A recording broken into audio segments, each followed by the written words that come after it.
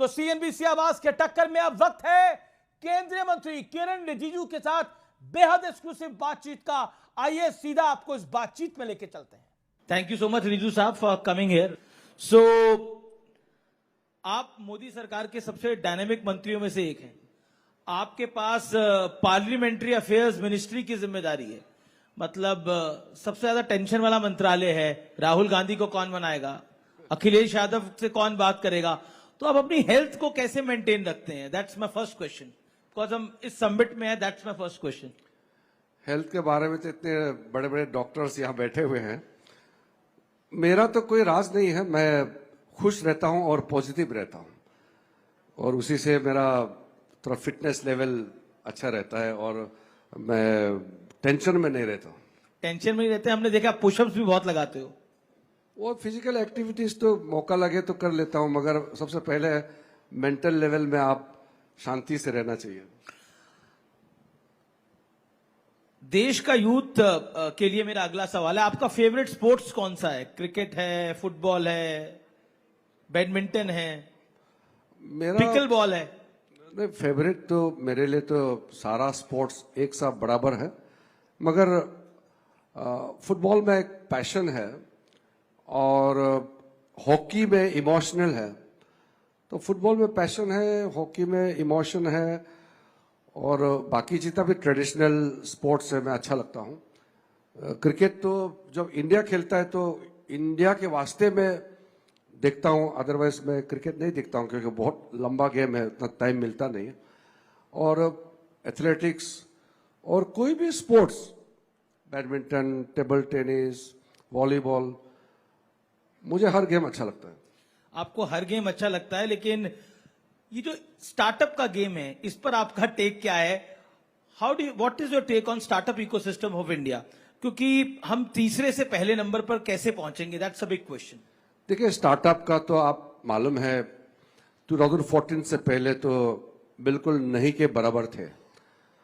Prime minister ने जब startup का एक पुश दिया, आज इतना बड़ा इकोसिस्टम बन गया है हमारे देश में।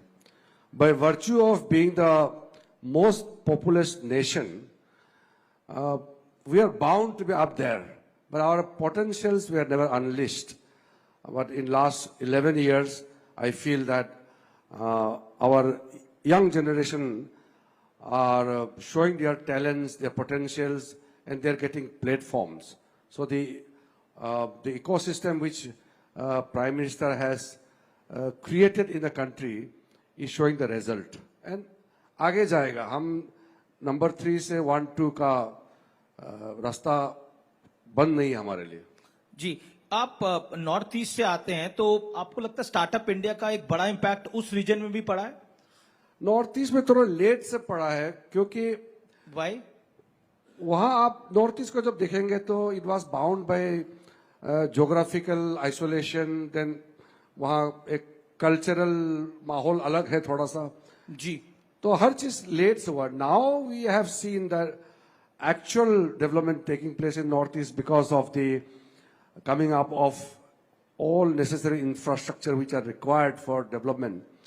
पहले तो North East was neglected region in terms of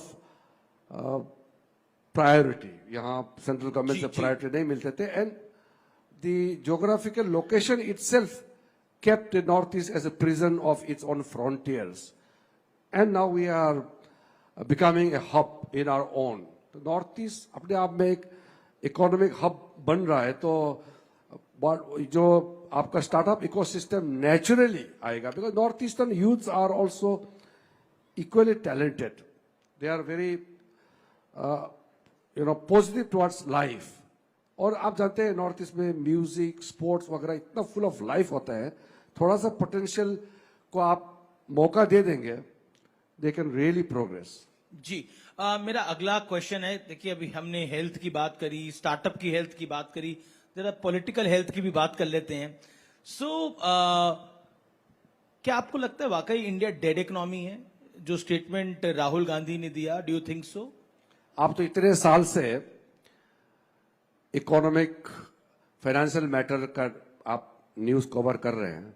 एक चीज इसमें जितने भी बैठे हैं आप भी एग्री करेंगे, जब इंडिया 2004 से 2008 तक 8% प्लस ग्रो कर रहे थे, तो सेलिब्रेशन था देश भर में, सब लोग कहते थे India is a very fast growing economy. At that time China was growing at 9% plus, so India was growing 8% plus और दुनिया बढ़ रहा था.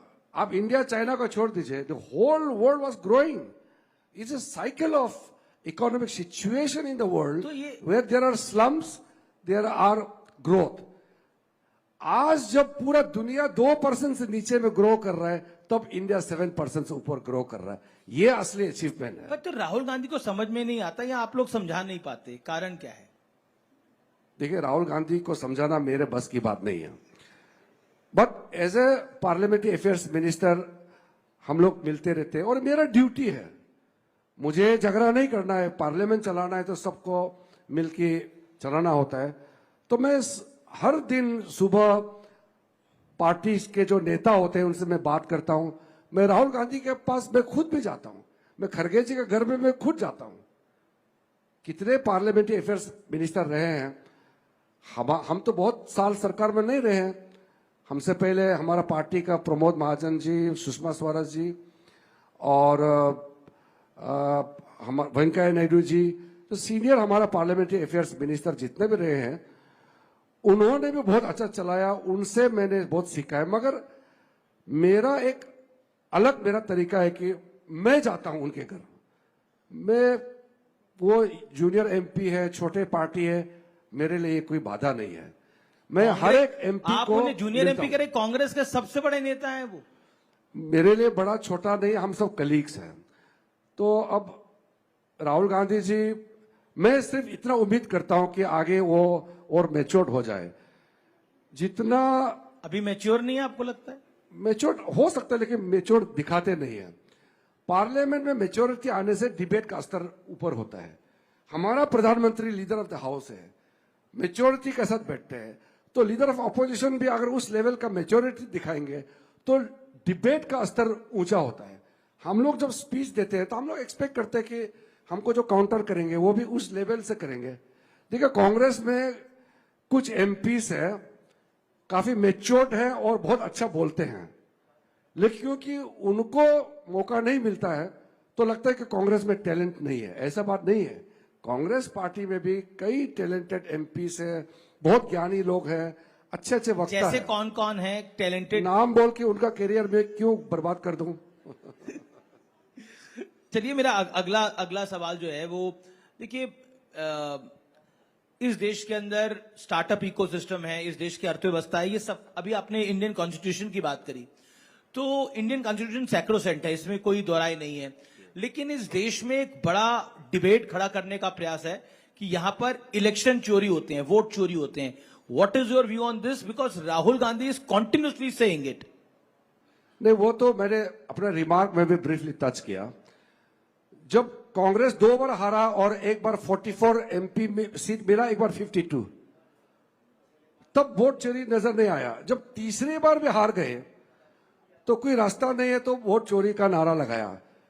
मुझे मालूम है, मैं आपको बता सकता हूं, शायद आप लोग को मालूम होगा, राहुल गांधी के पास कुछ एडवाइजर्स हैं. बेसिकली वो एनजीओ ये लोग हैं, कुछ लोग उसको बोलते हैं कि अब आप सिस्टम पे टारगेट करना शुरू कर दो. The credibility of the system must be questioned so that you become an alternative. तो उनको किसी ने बोल दिया कि आप schedule tribe, schedule caste, OBC, मुस्लिम माइनॉरिटी यही बात करते रहो, because they constitute 75% of India population. बाकी को छोड़ दो, 25% को छोड़ दो, 75% को हैमर करते रहो. एक ये पार्ट पड़ा है. दूसरा है, सरकार के ऊपर जो आस्था है, क्रेडिबिलिटी है, उसको हिट करो कि ये सरकार इलेजिटिमेट है, ये चोरी करके आया है, ये डिक्टेटरशिप है. ऐसा टारगेट करो, फिर सिस्टम को टारगेट करो, फिर इंस्टीट्यूशन को टारगेट करो. तो इनका एक इलिबरल गैंग एक बैठा हुआ है, हर समय सुप्रीम कोर्ट से जब इनके हक में फैसला नहीं आता है तो सुप्रीम कोर्ट को टारगेट करते हैं. जब चुनाव हारते हैं तो इलेक्शन कमीशन को टारगेट करते हैं. जब करप्शन करता है तो सीबीआई ईडी को टारगेट करता है। तो ये जो सिस्टम को टारगेट तब करते हैं जब आप सिस्टम के अंदर में बैठ करके आप लेजिटिमेट अथॉरिटी प्राप्त नहीं कर सकता है, तब आप सिस्टम को क्वेश्चन शुरू करते हैं। ये देश के लिए ठीक नहीं है। बट मोदी जी का क्रेडिबिलिटी इतना ज्यादा है इस देश में कि जो लोग सिस्टम को क्वेश्चन करता है उन्हीं को पब्लिक सबक सिखाता है। लेकिन सिस्टम को टारगेट किया जाता है। मैं इसलिए इस मंच पे ये सवाल पूछ रहा हूं, मेक इन इंडिया का मजाक उड़ाया गया, स्टार्टअप इंडिया का मजाक उड़ाया गया। आज तक आपने ये मजाक उड़ाया। मैं आपको एक बात बताता हूं, हम लोग छोटे से, हम लोग तो बचपन से हम ऑपोजिशन पार्टी के घर में पैदा हुआ और हम जिंदगी भर ऑपोजिशन पार्टी में रहे। 2014 में पहली बार हम सरकार में आए। उससे पहले जितना सरकार का स्कीम चलता था तो हम लोग तो साथ देते थे ना। सरकार मतलब देश का जो सरकार है वो देश का कार्यक्रम होता है। इंदिरा गांधी का 20 पॉइंट प्रोग्राम में हम लोग भी सम्मिलित होते थे। गवर्नमेंट का कोई भी प्रोग्राम होता है हम लोग जाते हैं। 15 अगस्त में चीफ मिनिस्टर कांग्रेस का होगा लेकिन हम सम्मिलित होते थे।